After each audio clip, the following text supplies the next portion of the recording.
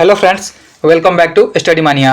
इस वीडियो में हम लोग एडुटेरिया पब्लिकेशन का खाकी सीरीज 3.0 के प्रैक्टिस सेट नंबर 6 को डिस्कस करने वाले हैं।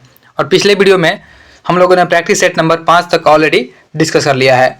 शुरू करते हैं। 6 नंबर सेट का पहला क्वेश्चन दिया गया। देखिए, पहला क्वेश्चन है कि एक पेड़ माँ के नाम 2.0 पहल के तहत कितने पेड़ लगाने का लक्ष्य 5 जून से 30 सितंबर 2025 की अवधि तक रखा गया है। तो इसमें टोटल 10 करोड़ पेड़ लगाया गया है। ऑप्शन बी हमारा राइट आंसर है। यानी एक पेड़ माँ के नाम 2.0 पहल जो है, इसका राष्ट्रीय लक्ष्य 5 जून से 30 सितंबर 2025 तक 10 करोड़ पेड़ लगाना है। और इस अभियान का उद्देश्य जो है सामुदायिक भागीदार के माध्यम से एक बड़ा वृक्षारोपण आंदोलन बनाना है, जिसमें हर कोई अपनी माँ के सम्मान में पेड़ लगाकर प्रकृति के प्रति प्रेम और जिम्मेदारी को व्यक्त करता है। नेक्स्ट है, अगला क्वेश्चन है क्वेश्चन नंबर 2। निम्नलिखित कथनों पर विचार करें और सही कथन का चयन करें। पहला स्टेटमेंट है कि 5 जून को नई दिल्ली के भारत मंडपम में एक देश एक मिशन बंद करें प्लास्टिक प्रदूषण के नारे के साथ विश्व पर्यावरण दिवस 2025 मनाया गया है। यह सही दिया गया है। और दूसरा है, इस कार्यक्रम के दौरान national plastic waste reporting portal इसको भी लॉन्च किया गया है। यह भी सही दिया गया है। यानी स्टेटमेंट 1 और 2 दोनों सही दिए गए हैं। ऑप्शन सी हो जाएगा हमारा। 1 और 2 दोनों सही दिए गए हैं। नेक्स्ट है, अगला क्वेश्चन देखते हैं क्वेश्चन नंबर 3। तीसरा क्वेश्चन है, चौथी भारत मध्य एशिया वार्ता का आयोजन कहाँ हुआ है। तो चौथी भारत मध्य एशिया वार्ता का आयोजन यह नई दिल्ली में किया गया है। ऑप्शन डी हमारा राइट आंसर है। और इसका बैठक जो किया गया था 6 जून 2025 को नई दिल्ली में किया गया था और इसमें भारत के विदेश मंत्री शामिल रहे थे। नेक्स्ट है, अगला क्वेश्चन है क्वेश्चन नंबर 4 है कि निम्न कथनों पर विचार करें और सही कथन का चयन करें। पहला स्टेटमेंट है कि अंतर्राष्ट्रीय आपदा रोधी अवसंरचना सम्मेलन 2025 यूरोप में पहली बार आयोजित किया गया है। यह सही दिया गया है, क्योंकि अंतर्राष्ट्रीय आपदा रोधी अवसंरचना सम्मेलन जो है 2025 यह यूरोप में पहली बार इसका आयोजन हुआ है।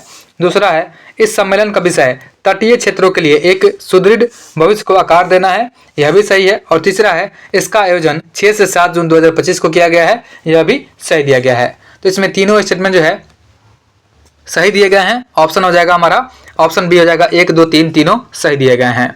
नेक्स्ट है, अगला क्वेश्चन है क्वेश्चन नंबर 5। देखिए, 5वां क्वेश्चन है, निम्नलिखित कथनों पर विचार करिए। इसमें से सही कथन का चयन करना है, कौन सा सही दिया गया है। सबसे पहला है, 16वें वित्त आयोग के अध्यक्ष डॉक्टर अरविंद पनगड़िया हैं, जो कि सही दिया गया है। दूसरा है, 16वें वित्त आयोग को 1 अप्रैल 2026 से शुरू होने वाली 5 साल की अवधि के लिए अपनी सिफारिशें प्रस्तुत करनी है। यह भी सही दिया गया है। और तीसरा है, श्री रविशंकर को 16वें वित्त आयोग का अंशकालिक सदस्य नियुक्त किया गया है। यह भी सही हो जाएगा। यानी तीनों स्टेटमेंट हमारा सही दिया गया है। तो ऑप्शन डी हो जाएगा। उपयुक्त में से सभी सही है। ऑप्शन डी हमारा राइट आंसर है। नेक्स्ट है, अगला क्वेश्चन है क्वेश्चन नंबर 6। छठा क्वेश्चन है, बहुराष्ट्रीय सैन्य अभ्यास खान क्वेस्ट का आयोजन किस देश में किया जा रहा है। तो खान क्वेस्ट का जो आयोजन है यह किया जा रहा है मंगोलिया में। मंगोलिया के उलान बटोर में खान क्वेस्ट का आयोजन यह 14 से 28 जून 2025 तक किया गया। और इस अभ्यास को विश्व भर के सैन्य बलों को परस्पर सहयोग करने और उनकी अपनी शांति स्थापना क्षमताओं को बढ़ाने के लिए एकजुट करेगा। नेक्स्ट है, अगला क्वेश्चन है क्वेश्चन नंबर 7। 7वां क्वेश्चन है, निम्नलिखित कथनों पर विचार करें और सही कथन का चयन करें।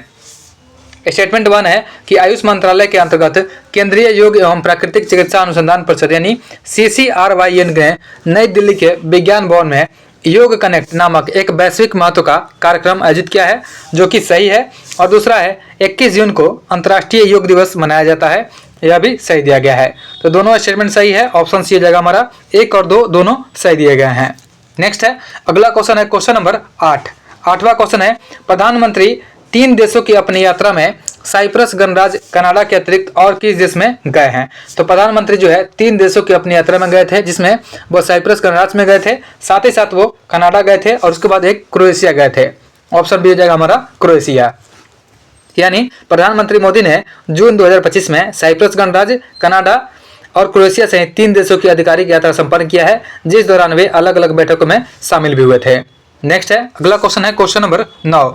9 नंबर क्वेश्चन है, विश्व मरुस्थलीकरण एवं सूखा रोकथाम दिवस कब मनाया जाता है। तो विश्व मरुस्थलीकरण एवं सूखा रोकथाम दिवस जो है यह मनाया जाता है 17 जून को। ऑप्शन बी हमारा राइट आंसर है। नेक्स्ट है, अगला क्वेश्चन है क्वेश्चन नंबर 10 है कि हाल ही में किस उत्तर पूर्वी राज्य ने बहुभाषी शासन को बढ़ावा देने के लिए डिजिटल इंडिया भाषिनी डिवीजन के साथ समझौता किया है। तो यह समझौता किया है मिजोरम ने ऑप्शन बी हमारा राइट आंसर है। नेक्स्ट है, अगला क्वेश्चन है, निम्नलिखित कथनों पर विचार करिए और सही कथन का चयन करना है। स्टेटमेंट 1 है कि सिटी एक्सलेटर प्रोग्राम पीएम सूर्य घर मुफ्त बिजली योजना इसके तहत एक प्रमुख पहल है जो कि सही है। और दूसरा है, नई दिल्ली में आयोजित नवीकरणीय ऊर्जा कार्यबल के लिए कौशल विकास पर राष्ट्रीय सम्मेलन के दौरान सिटी एक्सलेटर कार्यक्रम का शुभारंभ किया गया है, यह भी सही है। तो इसमें दोनों स्टेटमेंट सही है, ऑप्शन सी हो जाएगा हमारा। 1 और 2 दोनों सही दिए गए हैं। नेक्स्ट है, अगला क्वेश्चन है क्वेश्चन नंबर 12। देखिए 12 नंबर क्वेश्चन है, निम्नलिखित कथनों पर विचार करें और सही कथन का चयन करें। स्टेटमेंट जो है इसमें देखना है कौन सा सही दिया गया है। पहला है कि राज्यसभा के सभापति श्री जगदीप धनखड़ संसद और राज्यों या संघ राज्य क्षेत्रों के विधायी निकायों की प्राक्कलन समितियों के राष्ट्रीय सम्मेलन का उद्घाटन किया है, यह गलत हो जाएगा। यानी लोकसभा अध्यक्ष जो है ओम बिरला जो है, इन्होंने 23 जून 2025 को मुंबई में संसद और राज्यों या संघ राज्य क्षेत्रों के विधायी निकायों के प्राक्कलन समितियों के राष्ट्रीय सम्मेलन का उद्घाटन किया है, न कि जगदीप धनखड़ ने। इसलिए पहला स्टेटमेंट हमारा गलत हो जाएगा। और दूसरा है, यह सम्मेलन महाराष्ट्र में आयोजित किया गया है, यह सही दिया गया है। इसमें केवल एक ही सही है, केवल 2 सही है। ऑप्शन ए हमारा राइट आंसर हो जाएगा, केवल 2 सही दिया गया है। नेक्स्ट है, अगला क्वेश्चन है क्वेश्चन नंबर 13। 13 नंबर क्वेश्चन है, श्री नारायण गुरु और महात्मा गांधी के बीच ऐतिहासिक वार्तालाप की शताब्दी समारोह का शुभारंभ किसने किया है? तो यह किया गया है प्रधानमंत्री नरेंद्र मोदी के द्वारा। ऑप्शन सी हमारा राइट आंसर है। और यह ऐतिहासिक वार्ता जो है 12 मार्च 1925 को महात्मा गांधी की यात्रा के दौरान शिवगिरी मठ में हुआ था, जो वैकोम सत्याग्रह, धर्मांतरण, अहिंसा, अस्पृश्यता उन्मूलन, साथ में मोक्ष प्राप्ति और दलितों के उत्थान आदि विषयों पर केंद्रित था। नेक्स्ट है, अगला क्वेश्चन है क्वेश्चन नंबर 14। 30 जून को हूल दिवस किस विद्रोह के संस्मरण में मनाया जाता है? तो 30 जून को हूल दिवस जो मनाया जाता है, यह मनाया जाता है संथाल विद्रोह के संस्मरण में। ऑप्शन बी हमारा राइट आंसर है। और विद्रोह का शुरुआत जो है 30 जून 1855 को भागलपुर के क्षेत्र में हुआ था। और यह 1857 के स्वतंत्रता संग्राम से 2 साल पहले एक बड़ा संग्राम बना था। नेक्स्ट है, अगला क्वेश्चन है क्वेश्चन नंबर 15। अगला क्वेश्चन है, बिहार सरकार के आगामी लक्ष्यों के बारे में असत्य कथन का चयन करना है। इसमें से गलत कौन सा दिया गया है? सबसे पहले है कि बिहार को पूर्ण विकसित बनाने का लक्ष्य, तो बिहार को पूर्ण विकसित बनाने का लक्ष्य 2047 तक है, यह सही दिया गया है। दूसरा है, बिहार के हरित आवरण को 17% करने का लक्ष्य 2028 तक है, यह भी सही दिया गया है। और तीसरा है, बिहार को फाइलेरिया से मुक्त करने का लक्ष्य 2047 तक है, यह भी सही दिया गया है। चौथा है, बिहार से खसरा रुबेला को खत्म करने का लक्ष्य, तो बिहार से खसरा और रुबेला को खत्म करने का लक्ष्य 2026 है, लेकिन यहाँ पे 2025 लिखा गया, इसलिए यह गलत हो जाएगा। इसका आंसर हो जाएगा 2026। इसलिए डी जो है हमारा आंसर हो जाएगा, क्योंकि हमसे गलत पूछा गया है। नेक्स्ट है, अगला क्वेश्चन देखते हैं क्वेश्चन नंबर 16। देखिए 16 नंबर क्वेश्चन है, किस शहर में 34वां ग्रीष्मकालीन ओलंपिक खेल का आयोजन किया जाएगा? तो यह किया जाएगा लॉस एंजल्स में। ऑप्शन ए हमारा राइट आंसर है। यानी 34वां ग्रीष्मकालीन ओलंपिक खेल का आयोजन लॉस एंजल्स अमेरिका में 2028 में किया जाएगा। यह भी याद रखेंगे कि 34वां जो ग्रीष्मकालीन खेल होगा, ओलंपिक होगा, यह 2028 में इसका आयोजन होगा। उसके बाद 2032 में 35वां ग्रीष्मकालीन जो होगा ओलंपिक, यह ब्रिस्बेन ऑस्ट्रेलिया में किया जाएगा। नेक्स्ट है, अगला क्वेश्चन देखते हैं क्वेश्चन नंबर 17। 17 नंबर क्वेश्चन है, वन स्थिति रिपोर्ट 2023 के बारे में सत्य कथन का चयन करना है, कौन सा सही दिया गया है? पहला स्टेटमेंट है कि वन स्थिति रिपोर्ट 2023 के अनुसार बिहार का वनावरण यह 7532.45 वर्ग किलोमीटर है, जो कि सही दिया गया है। और दूसरा है, 2021 की रिपोर्ट की तुलना में वनावरण में 129.19 किलोमीटर स्क्वायर की वृद्धि हुई है, यह भी सही है। और सर्वाधिक वन आवरण वाला जिला कैमूर हो जाएगा, यह भी सही दिया गया है। यानी तीनों स्टेटमेंट जो है वन स्थिति रिपोर्ट 2023 के बारे में सही है, इसलिए ऑप्शन डी हो जाएगा। उपयुक्त में से सभी सही दिए गए हैं। नेक्स्ट है, अगला क्वेश्चन है क्वेश्चन नंबर 18। देखिए क्वेश्चन नंबर 18 दिया गया है कि लोक संवर्धन पर्व का उद्घाटन केंद्रीय अल्पसंख्यक कार्य मंत्री किरण रिजिजू ने कहाँ किया है? तो यह किया गया है नई दिल्ली में। ऑप्शन एक हमारा राइट आंसर है। और यह उत्सव जो है भारत के अल्पसंख्यक समुदाय को अपनी प्रतिभा और परंपराओं को प्रदर्शित करने के लिए एक मंच प्रदान करता है। नेक्स्ट है, अगला क्वेश्चन है क्वेश्चन नंबर 19 है, अलबुर्ज पर्वत श्रेणी किस देश में है? तो अलबुर्ज पर्वत श्रेणी जो है यह ईरान में स्थित है। ऑप्शन एक हमारा राइट आंसर हो जाएगा। और ईरान का राजधानी तेहरान हो जाएगा। और अलबुर्ज पर्वत जो है श्रृंखला इसके दक्षिणी ढलान पर स्थित है। नेक्स्ट है, अगला क्वेश्चन है क्वेश्चन नंबर 20। निम्नलिखित में से किस प्रकार की नदियों में जल ग्रहण की क्षमता कम होती है? तो जल ग्रहण की क्षमता जो है यह प्रायद्वीपीय नदियों में सबसे कम होती है। ऑप्शन बी हमारा राइट आंसर है, क्योंकि ये नदियां जो है मुख्य रूप से वर्षा के जल पर निर्भर करती है। और गर्मियों के दौरान में जब वर्षा नहीं होती है तो इन नदियों में पानी का प्रवाह काफ़ी कम हो जाता है और कुछ सहायक नदियाँ तो सूख भी जाती है। इसके अलावा प्रायद्वीपीय नदियों का जल ग्रहण क्षेत्र जो होता है यह भी हिमालय नदियों की तुलना में छोटा होता है। नेक्स्ट है, अगला क्वेश्चन है क्वेश्चन नंबर 21। 2011 की जनगणना के अनुसार निम्न में से किस राज्य में शहरी जनसंख्या का अनुपात सबसे अधिक है? तो हो जाएगा गोवा। ऑप्शन एक हमारा राइट आंसर है। राज्यों में गोवा जो है 62.2% शहरी आबादी वाला सबसे अधिक शहरीकृत राज्य हो जाएगा। नेक्स्ट है, अगला क्वेश्चन है क्वेश्चन नंबर 22 नंबर क्वेश्चन है कि वायुमंडल में हीलियम गैस का आयतन के अनुसार प्रतिशत है। तो वायुमंडल में हीलियम गैस के आयतन के अनुसार प्रतिशत हो जाएगा 0.00005। ऑप्शन डी हमारा राइट आंसर है। नेक्स्ट है, देखिए साथ ही याद रखेंगे कि जो आयतन के द्वारा गैसों की वायुमंडलीय संरचना होती है इसमें नाइट्रोजन सबसे अधिक होता है। नाइट्रोजन इसमें 78% होता है। याद रखेंगे कि इसमें वायुमंडल में नाइट्रोजन जो होता है यह 78% होता है। उसके बाद ऑक्सीजन जो है यह 21% होता है। आर्गन 0.93% होता है। 0.93% आर्गन होता है। उसके बाद 0.036 जो है कार्बन डाइऑक्साइड होता है। यहाँ पे हीलियम गैस के बारे में पूछा गया है तो हीलियम गैस 0.0005% होता है। नेक्स्ट है, अगला क्वेश्चन है क्वेश्चन नंबर 23। कश्मीर घाटी निम्न में से किन दो पर्वत श्रेणियों के बीच में स्थित है? तो कश्मीर घाटी जो है यह बृहत हिमालय और पीर पंजाल के बीच में है। ऑप्शन बी हमारा राइट आंसर है। नेक्स्ट है, अगला क्वेश्चन है क्वेश्चन नंबर 24।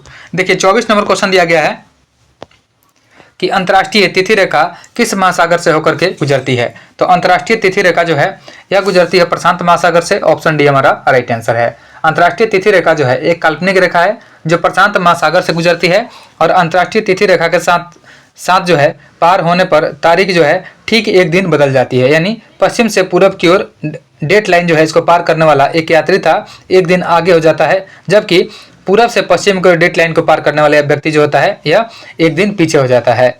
नेक्स्ट है, अगला क्वेश्चन है क्वेश्चन नंबर 25 नंबर क्वेश्चन है वन्य जीव सप्ताह कब मनाया जाता है? तो वन्य जीव सप्ताह जो है यह अक्टूबर के पहले सप्ताह में मनाते हैं। ऑप्शन एक हमारा राइट आंसर है। और भारत के वनस्पतियों और जीवों की सुरक्षा के संरक्षण के उद्देश्य से 2 से 8 अक्टूबर के बीच जो है पूरे भारत में वन्य जीव सप्ताह मनाया जाता है। और 1957 में पहला वन्य जीव सप्ताह मनाया गया था। वन्य जीव सप्ताह जो है 2025 2 अक्टूबर से 8 अक्टूबर 2020 तक मनाया गया है। नेक्स्ट है, अगला क्वेश्चन देखते हैं क्वेश्चन नंबर 26 नंबर क्वेश्चन है कि निम्नलिखित में से किस राज्य में दलमा वन्य जीव अभयारण्य है? तो दलमा वन्य जीव अभयारण्य जो है झारखंड में स्थित है। ऑप्शन डी हमारा राइट आंसर है। और इसका क्षेत्रफल जो है लगभग 195 वर्ग किलोमीटर है। और दलमा अभयारण्य जो है झारखंड राज्य के पूर्वी सिंहभूम और सरायकेला खरसावां जिले के 193 किलोमीटर स्क्वायर जंगलों में फैला हुआ है। नेक्स्ट है, अगला क्वेश्चन है क्वेश्चन नंबर 27 है किस ग्रह का विशिष्ट गुण उसके चुंबकीय क्षेत्र का होना है? तो हो जाएगा बृहस्पति। यानी बृहस्पति ग्रह जो है इसका विशिष्ट गुण होता है उसके चुंबकीय क्षेत्रों का होना। ऑप्शन डी हमारा राइट आंसर है। नेक्स्ट है, गिद्ध संरक्षण परियोजना को किस वर्ष प्रारंभ किया गया है? तो गिद्ध संरक्षण परियोजना जो है इसको शुरू किया गया है 2006 में। ऑप्शन डी हो जाएगा हमारा 2006। और प्रोजेक्ट वल्चर जो है इसे 2006 में शुरू किया गया था ताकि गिद्धों की घटती आबादी को बचाया जा सके।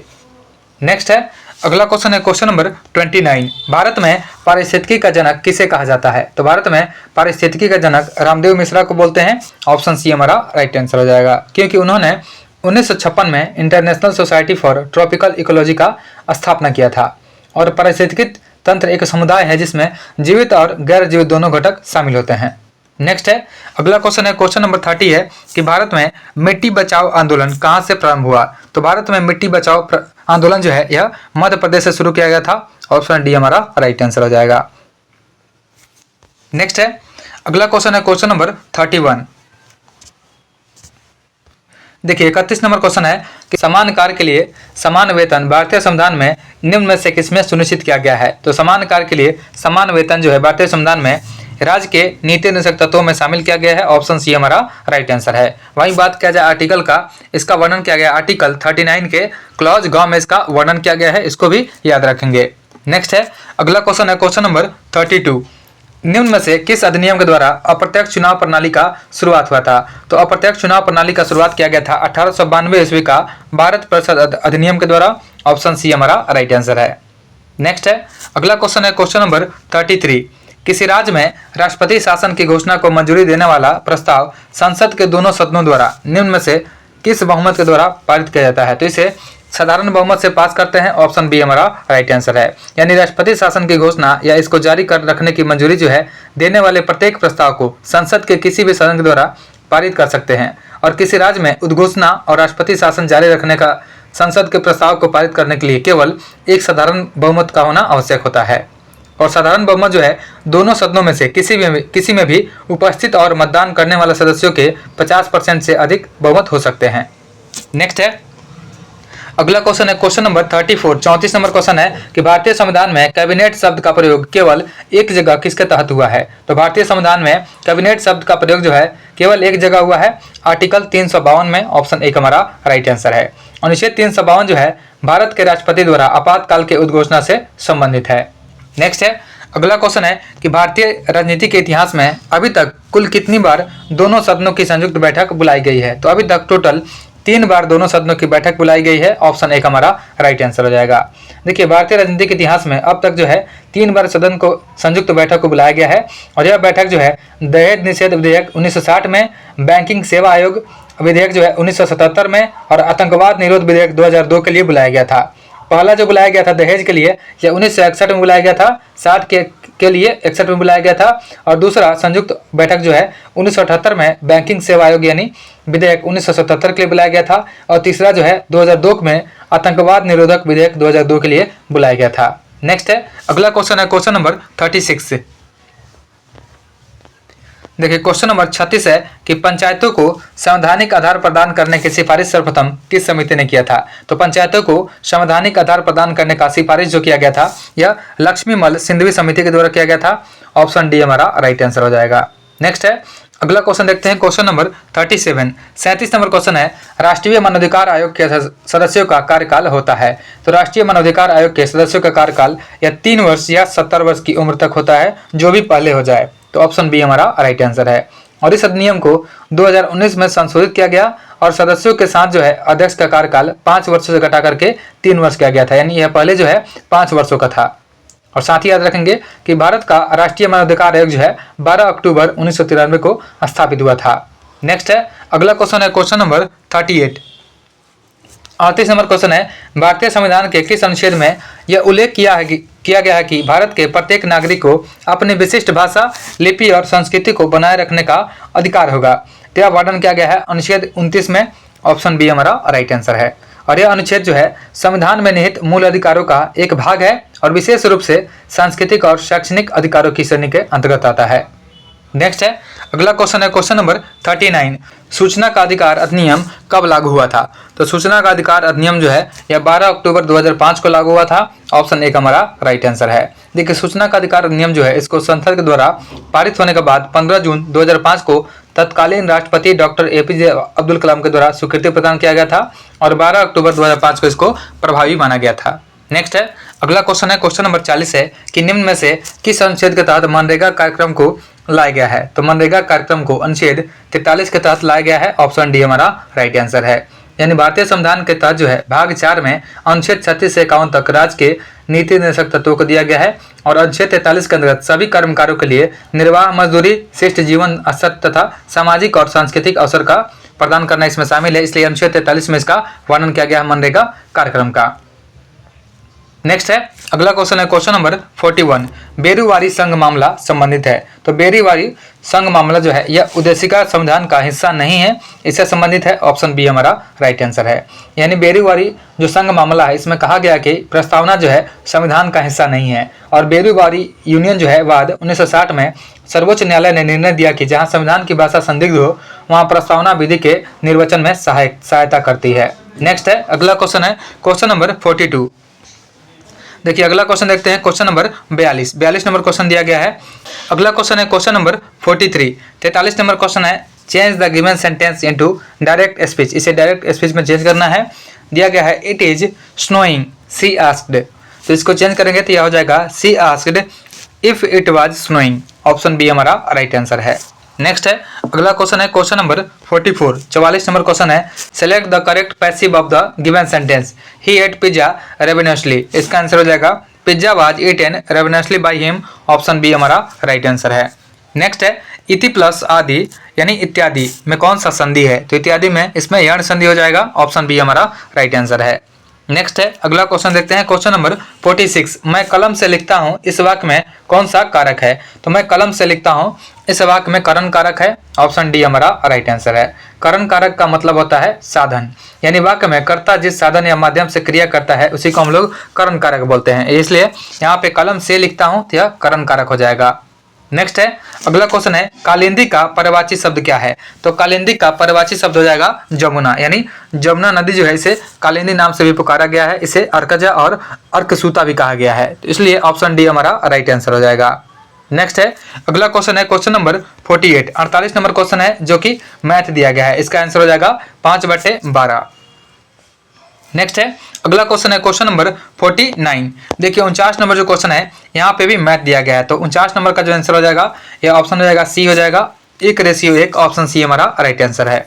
नेक्स्ट है अगला क्वेश्चन है क्वेश्चन नंबर 50 है कि 200 मीटर लंबी एक ट्रेन जो है 10 सेकंड में 100 मीटर लंबे एक प्लेटफॉर्म को पार करती है, तो ट्रेन का गति निकालना है। तो ट्रेन का गति निकालेंगे तो कुल दूरी बटा दिया गया समय, तो कुल दूरी जो हो जाएगा ये 200 + 100 मीटर जो हो जाएगा एक प्लेटफॉर्म हो जाएगा, डिवाइडेड बाई कितने देर में करता है? तो 10 सेकंड में करता है।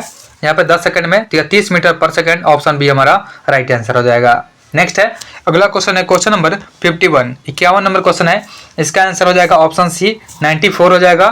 नेक्स्ट है अगला क्वेश्चन है क्वेश्चन नंबर 52, बेमेल संख्या युग्म का चयन करें। तो यहाँ पे 520 - 481 यानी डिफरेंस देखेंगे तो यह आ जाएगा 39। उसके बाद 440 और 411 का डिफरेंस हो जाएगा 29। उसके बाद 533 का और 504 का डिफरेंस हो जाएगा 29। फिर उसके बाद 361 - 332 इसका भी डिफरेंस हो जाएगा 29। तो यह जो है 39 अलग है। ऑप्शन एक हमारा राइट आंसर है।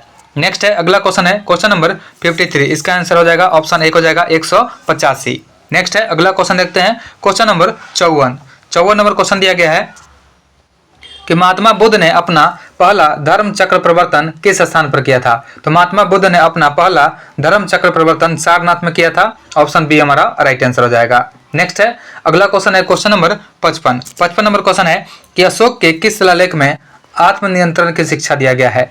तो अशोक के 6ठे शिलालेख में आत्मनियंत्रण का शिक्षा दिया गया है। ऑप्शन बी हमारा राइट आंसर है। देखिए अशोक का जो चौथा अभिलेख है इसमें भेरी घोष की जगह धम्म घोष के बारे में बताया गया है। सातवां जो है सातवें में इसमें अशोक के तीर्थ यात्राओं का उल्लेख किया गया है। उसके बाद दिया गया 11वां में इसमें धम्म की व्याख्या किया गया है। उसके बाद अशोक का जो पहला शिलालेख है इसमें पशु बलि का निंदा किया गया है। नेक्स्ट है अगला क्वेश्चन है क्वेश्चन नंबर 56, 56 नंबर क्वेश्चन है हड़प्पा लिपि में बड़े आकार के 10 चिन्हों वाला एक शिलालेख कहाँ से प्राप्त हुआ है? तो हड़प्पा लिपि में बड़े आकार के 10 चिन्हों वाला एक शिलालेख धौलावीरा से प्राप्त हुआ है। ऑप्शन बी हमारा राइट आंसर है। नेक्स्ट है अगला क्वेश्चन है क्वेश्चन नंबर 57, प्रथम 3 आश्रम का उल्लेख किस उपनिषद में है? तो प्रथम 3 आश्रम का उल्लेख छंदोग्य उपनिषद में किया गया है। ऑप्शन एक हमारा राइट आंसर हो जाएगा। और साथ ही याद रखेंगे कि ज्वाला उपनिषद में पहली बार जीवन के 4 आश्रम जिसमें ब्रह्मचर्य, गृहस्थ, वानप्रस्थ और संन्यास जो है इसका उल्लेख किया गया है। नेक्स्ट है अगला क्वेश्चन है क्वेश्चन नंबर 58, 58 नंबर क्वेश्चन है कि शाहजहां के शासनकाल में आए विदेशी यात्रियों पर विचार करें। देखिए सबसे पहले इसमें दिया गया है बर्नियर, ट्रेवेरेनियर, उसके बाद मनोची और बारबोसा। पूछा गया है उपयुक्त यात्रियों में से कौन एक शाहजहां के शासनकाल में नहीं आया था? तो इसमें बारबोसा जो है शाहजहां के शासनकाल में नहीं आया था। बारबोसा जो है यह 16वीं शताब्दी के शुरुआत में दक्षिण भारत में रहा और यह शाहजहां के शासनकाल से काफी पहले आया था। इसलिए बारबोसा हमारा आंसर हो जाएगा। कौन सा पूछा गया है कौन नहीं आया था? तो केवल 4 जो है इसमें नहीं आया था। ऑप्शन सी हमारा राइट आंसर हो जाएगा। वहीं बात करते हैं बर्नियर का, तो बर्नियर जो है फ्रांसीसी चिकित्सक और यात्री फ्रांसवा बर्नियर, यह 1658 से 1670 तक भारत में रहा था और यह शाहजहां के सबसे बड़े बेटे दारा शिकोह के चिकित्सक के रूप में काम किया था और बाद में औरंगजेब के दरबार में भी जुड़ा था। ट्रेवेरेनियर जो है फ्रांसीसी रत्न व्यापारी और यात्री या जीन वैशिष्ट ट्रेवेरेनियर ने शाहजहां और औरंगजेब दोनों के शासनकाल के दौरान भारत का यात्रा किया था। उसके बाद मनुची जो है यह इटली का लेखक है और यात्री है निकलाओ मनुची। यह 1653 में भारत आया और उसने दारा शिकोह के दरबार में सेवा किया था और वह अस्थायी रूप से भारत में बस गया था। नेक्स्ट है अगला क्वेश्चन है क्वेश्चन नंबर 59,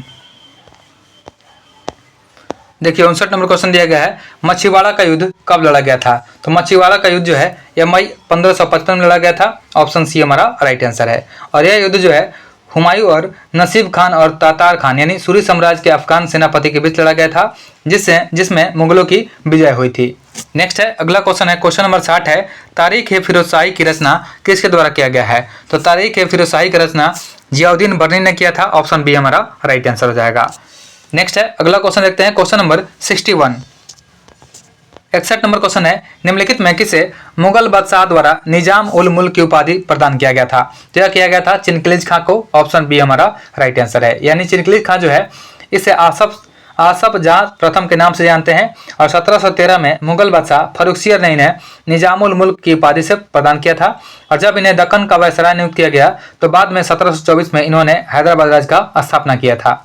नेक्स्ट है, अगला क्वेश्चन है, क्वेश्चन नंबर 62 है, ब्रिटिश भारत में कानून निर्माण प्रक्रिया में भारतीय प्रतिनिधित्व को शामिल करने की शुरुआत किस अधिनियम के द्वारा किया गया था? तो यह शामिल किया गया था भारत परिषद अधिनियम 1861 के द्वारा। ऑप्शन बी हमारा राइट आंसर है।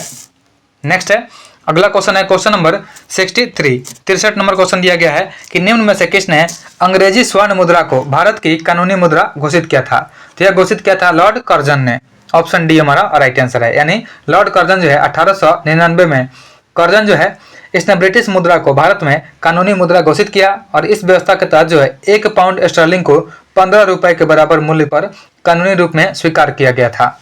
नेक्स्ट है, अगला क्वेश्चन है, क्वेश्चन नंबर 64 नंबर क्वेश्चन है कि भगत सिंह को फांसी की सजा सुनाने वाला न्यायाधीश निम्नलिखित में से कौन था? तो भगत सिंह को फांसी की सजा देने वाला न्यायाधीश हो जाएगा जीसी हिल्टन। ऑप्शन सी हमारा राइट आंसर है।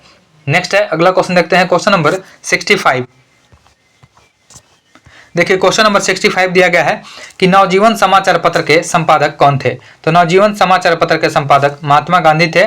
ऑप्शन सी हमारा राइट आंसर है। यानी नवजीवन साप्ताहिक पत्रिका जो है इसके संपादक महात्मा गांधी थे और उन्होंने 7 सितंबर 1919 को इस साप्ताहिक पत्रिका को खरीदा और इसका उपयोग अपने राजनीतिक और सामाजिक विचारों के प्रचार के लिए किया था। नेक्स्ट है, अगला क्वेश्चन है, क्वेश्चन नंबर 66। किस पुर्तगाली गवर्नर ने कोचीन की जगह गोवा को पुर्तगालियों का राजधानी बनाया था? तो हो जाएगा Nuno da Cunha. Option C हमारा राइट आंसर है। यानी 1529 से लेकर के 1538 तक भारत में पुर्तगाली गवर्नर बन के काम किया था नूनो डी कुन्हा और उसने 1530 में भारत में पुर्तगाली प्रशासन का मुख्यालय कोचीन से गोवा में ट्रांसफर किया था। नेक्स्ट है, अगला क्वेश्चन है, क्वेश्चन नंबर 67। 1857 के विद्रोह के दौरान भारत में ब्रिटिश महिलाओं को समर्पित एक पेंटिंग इन मेमोरियम किसने बनाई थी? तो इन मेमोरियम जो बनाया गया था जोसेफ नोएल पेंटर के द्वारा। ऑप्शन डी हमारा राइट आंसर है। नेक्स्ट है, अगला क्वेश्चन है, क्वेश्चन नंबर 68। द्वितीय अफीम युद्ध 1856 से 60 के बीच में हुआ था, ब्रिटेन तथा फ्रांस द्वारा किसके विरुद्ध लड़ा गया था? तो दूसरा जो अफीम युद्ध हुआ था यह लड़ा गया था चीन के विरुद्ध। ऑप्शन सी हमारा राइट आंसर हो जाएगा और इसे जो है तीर युद्ध के नाम से भी जानते हैं, इसको भी याद रखेंगे। नेक्स्ट है, अगला क्वेश्चन है, क्वेश्चन नंबर 69। 69 नंबर क्वेश्चन है, नियत वेग से गतिशील ट्रेन में इंजन की ओर मुंह करके बैठा एक यात्री एक गेंद ऊपर की ओर उछालता है तो गेंद वापस आएगी। यह गेंद जो है वापस यात्री के हाथ में आएगी। ऑप्शन एक हमारा राइट आंसर है और यह घटना जो है जड़त्व के नियम या न्यूटन की गति के पहले नियम पर आधारित है। नेक्स्ट है, अगला क्वेश्चन है, क्वेश्चन नंबर 70। 70 नंबर क्वेश्चन देखते हैं।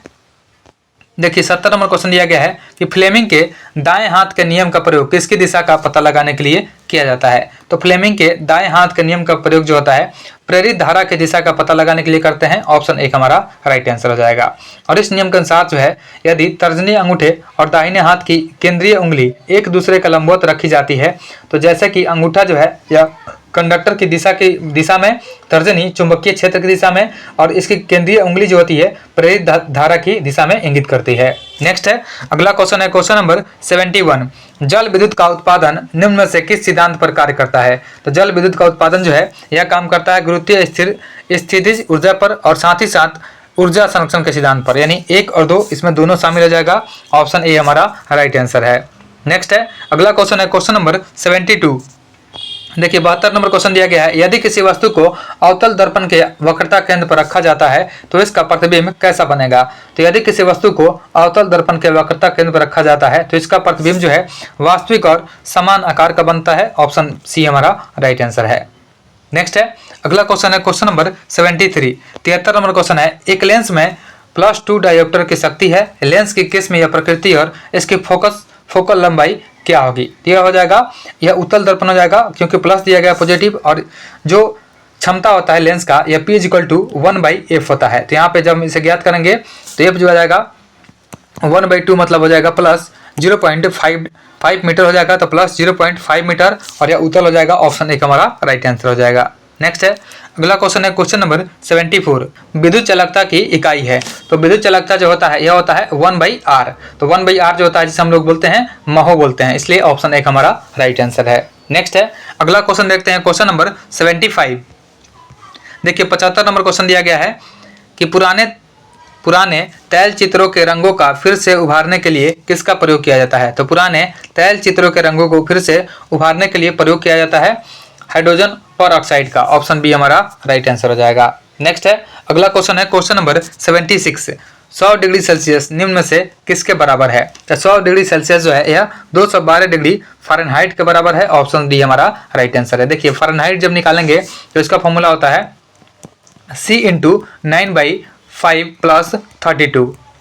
इस फार्मूला का हम लोग यूज करेंगे तो हमारा डी आ जाएगा आंसर 212 डिग्री फ़ारेनहाइट। नेक्स्ट है अगला क्वेश्चन है क्वेश्चन नंबर 77। जल गैस निम्नलिखित में से किसका मिश्रण है। तो जल गैस जो होता है यह कार्बन मोनोऑक्साइड और हाइड्रोजन का मिश्रण होता है। ऑप्शन बी हमारा राइट आंसर हो जाएगा, और यह जो है गर्मा गर्म कुक के ऊपर से भाप लेकर के बनाई जाती है। नेक्स्ट है अगला क्वेश्चन है क्वेश्चन नंबर 78। 78 नंबर क्वेश्चन है, आवर्त सारणी के वर्ग में ऊपर से नीचे जाने पर विद्युत ऋणात्मकता पर क्या प्रभाव पड़ता है। तो आवर्त सारणी के वर्ग में ऊपर से नीचे जाने पर विद्युत यानी इलेक्ट्रोनेगेटिविटी जो होता है इसका जो है घट जाता है। ऑप्शन एक हमारा राइट आंसर है। साथ ही याद रखेंगे कि अगर आवर्त सारणी में हम लोग वर्ग में ऊपर से नीचे आएंगे तो परमाणु का आकार जो है बढ़ता है, विद्युत धनात्मकता जो है बढ़ती है, आयनन क्षमता जो होती है, आयनन ऊर्जा जो होती है घटती है, विद्युत ऋणात्मकता घटती है, और इलेक्ट्रॉन प्रीति जो है यह भी घटती है। नेक्स्ट है अगला क्वेश्चन है क्वेश्चन नंबर 79। 79 नंबर क्वेश्चन दिया गया है, निम्नलिखित में से किसे हरा कशिश के नाम से जानते हैं। तो हरा कशिश के नाम से फेरस सल्फेट को जानते हैं। ऑप्शन बी हमारा राइट आंसर है। और साथ ही याद रखेंगे एक होता है कॉपर सल्फेट यानी CuSO4। तो कॉपर सल्फेट को हम लोग नीला थोथा के नाम से जानते हैं। मैग्नीशियम सल्फेट जो होता है, तो मैग्नीशियम सल्फेट जो होता है इसे बोलते हैं हम लोग MgSO4। तो MgSO4 को हम लोग जानते हैं एप्सम सॉल्ट। और एक होता है कॉपर क्लोराइड। तो कॉपर क्लोराइड जो होता है इसको हम लोग क्यूप्रिक क्लोराइड या कॉपर क्लोराइड के नाम से जानते हैं। नेक्स्ट है अगला क्वेश्चन है क्वेश्चन नंबर 80 नंबर क्वेश्चन है, हीरा में कौन सा प्रसंस्करण पाया जाता है। तो हीरा में sp3 प्रसंस्करण पाया जाता है। ऑप्शन एक हमारा राइट आंसर है। हीरा जो होता है इसके रूप में सहसंयोजी आबंधों द्वारा आपस में जुड़े कार्बन परमाणुओं की 3D संरचनाएं पाई जाती है, और प्रत्येक कार्बन परमाणु एक सहसंयोजी आबंध के साथ अन्य कार्बन परमाणुओं के चतुष्फलकीय रूप से जुड़ा रहता है। इस प्रकार हीरे में प्रत्येक कार्बन परमाणु का संकरण जो है sp3 होता है। ऑप्शन एक हमारा राइट आंसर है। नेक्स्ट है अगला क्वेश्चन देखते हैं क्वेश्चन नंबर 81। देखिए 81 नंबर क्वेश्चन दिया गया है, इसमें सूची 1 और 2 का मिलान करना है। सूची 1 में दिया गया है पुष्पों का अध्ययन। तो पुष्पों का जो अध्ययन होता है इसे हम लोग एंथोलॉजी बोलते हैं। इसका मिलान 1 हो जाएगा। पराली पादपों का अध्ययन जो है एग्रोनॉमी कहलाता है। उसके बाद पादप जीवाश्मों का अध्ययन या पैलियो बॉटनी कहलाता है, और कॉको का अध्ययन जो है माइकोलॉजी कहलाता है। इसलिए हमारा आंसर जो है 1 2 3 4 हो जाएगा। ऑप्शन एक हो जाएगा हमारा 1 2 3 4। ऑप्शन एक हमारा राइट आंसर है। नेक्स्ट है अगला क्वेश्चन देखते हैं क्वेश्चन नंबर 82।